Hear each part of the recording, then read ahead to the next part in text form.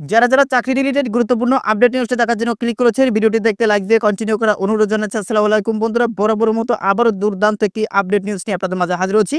প্রিয় বন্ধুরা, অবশেষে বিরাট খুশির সংবাদ, মহর্ঘ ভাতা এবার হবে। সরকারি চাকরিজীবীদের মহর্ঘ ভাতা 10 থেকে 20% দেওয়ার সুপারিশ। আজকের আপডেট নিউজটি খুবই গুরুত্বপূর্ণ। আজকের আপডেট নিউজটির মাধ্যমে এই সংক্রান্ত বিস্তারিত তথ্য জেনে নেওয়ার চেষ্টা করব।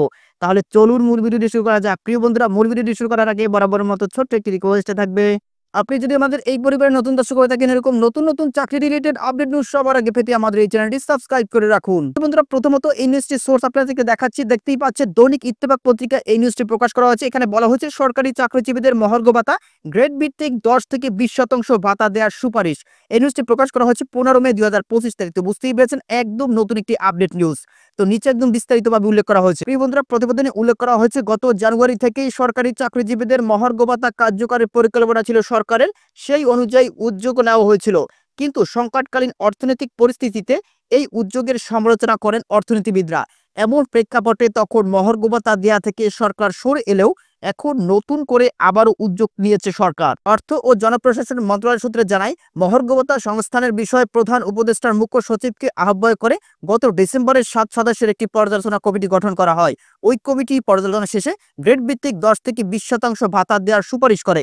তখন সরকার পিছিয়ে এলে এখন সর্বোচ্চ 20% পর্যন্ত মহার্ঘ ভাতা দেওয়ার পরিকল্পনা নিয়ে কাজ করছে। ভাতা দিলে আগামী অর্থ বছরে বাড়তি কত খরচ হবে সেই হিসাব নিকাশও করছে সরকার। সংশ্লিষ্ট সূত্রে জানায়, আগামী সপ্তাহে অর্থ উপদেষ্টার নেতৃত্বে একটি বৈঠক হবে। সেখানে অর্থ উপদেষ্টা জনপ্রশাসন সংক্রান্ত কমিটির প্রধান হিসাবে বিষয়টি তুলে ধরবেন। ইতিমধ্যে বৈঠকে উপস্থাপনের জন্য একটি খসড়া প্রস্তাব তৈরি করছে অর্থ বিভাগ। সূত্র বলছে, যদি প্রস্তাব অনুযায়ী মহার্ঘ ভাতা ঘোষণা হয়, তাহলে সরকারি চাকরিজীবীরা বাড়তি 5% ইনক্রিমেন্ট পাবেন না। জানা গেছে, অর্থ বিভাগের খসড়ায় 11 থেকে 20তম গ্রেডের কর্মচারীদের সর্বোচ্চ 20% এবং প্রথম থেকে 10ম গ্রেডের কর্মচারীদের 10 বা 15% হারে ভাতা দেওয়ার বিকল্প প্রস্তাব রয়েছে। প্রথম থেকে 10ম গ্রেডে 10% দেওয়া হলেও 6,000 কোটি টাকার বাড়তি অর্থের প্রয়োজন হবে। অন্যদিকে 15% দেওয়া হলে ব্যয় দাঁড়াবে প্রায় 6,500 কোটি টাকা। চলতি অর্থ বছরের মূল বাজেটের সরকারি কর্মচারীর বেতন ভাতা বাবদ বরাদ্দ ছিল 82,990 কোটি টাকা, যা মোট বাজেটের 10.41%।